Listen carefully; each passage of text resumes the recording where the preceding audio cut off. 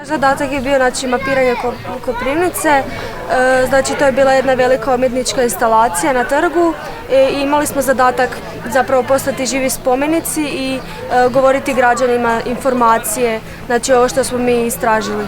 Odaziv je bio veliki i puno ljudi je stvarno bilo zainteresirano za to što smo radili. Radili smo neku mapu, kao mapu, mentalnu mapu po cijelom gradu koje je pokazivala određene dijelove povijesti našega grada, to jest povijest Židova i holokausta u Koprivnici. Ja sam jako zadovoljan sa projektom i svakome bi preporučio da se na takav sličan projekt prijavi i stvarno velike pohvale od organizatora i svega. U jednoj radionici morali smo hodati po gradu i zapravo intervjuirati ljude okolo i to mi se svidjelo stvarno. Mene se jako dojmila predstava od Beograda, stvarno mi se svidjela, taknula me, ostala sam bez daha i stvarno svaka im čast. Ja ne mogu kažem da je to samo predstava koja govori o holokaustu, to je predstava koja govori mnogo više. I to je ono što je čini još jačom. Jer to je predstava o ljudima nekada, o ljudima sad i o ljudima kakvi će biti. I šta mi možemo da uradimo povodom toga. Tako da je to isto strašno, da mi nismo nikada ni pričali sa svojim porodicama o tim stvarima dok nismo pristupili ovom projektu. I saznali smo mnogo i o našem ličnom životu preko ovog projekta i predstave. Devojka koja peva stvarno savršeno, to ste čuli, i reči koje izgovara, i priče koje idu pre toga, i apsolutno sve pod nekom tenzijom. I kada smo se istopili na kraju, ja se okrećem ovako ovdje gore sveće, u pozadini more, ona i dalje peva, završava pesmu, iako ja krećem da plačem.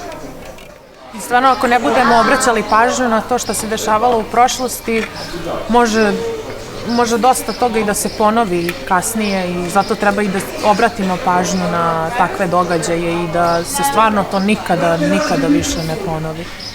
Well, we were making the film, which was really hard because we didn't really have the materials for that.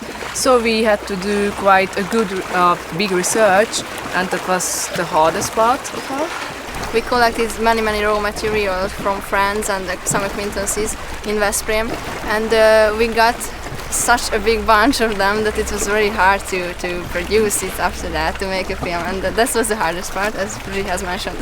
Yeah, we have 15, where our film is 15 minutes long, but we had like 3 hours long material, so yeah, it was quite hard. My motive was to learn something new about my past, smaller details I mean, because of course I know in a nutshell what happened, but I wanted to show some, to feel some more about this topic, and of course to provide others to learn more.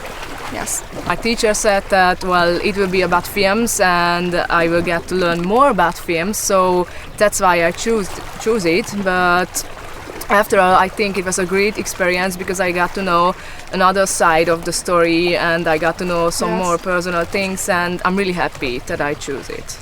Mi smo u ovom projektu radili film koji se zove Simboli mržnje, makar bi mi rađe da se zove Život u mraku, ali to je malo druga priča. Pa htjeli smo vidjeti kako Drugi svjetski rat utječe danas na nas i gdje se sve pojavljuje. Radili smo na temelju simbola kojih konstantno susrećemo po školama, vrtićima, zgradama, ulicama, stadionima itd.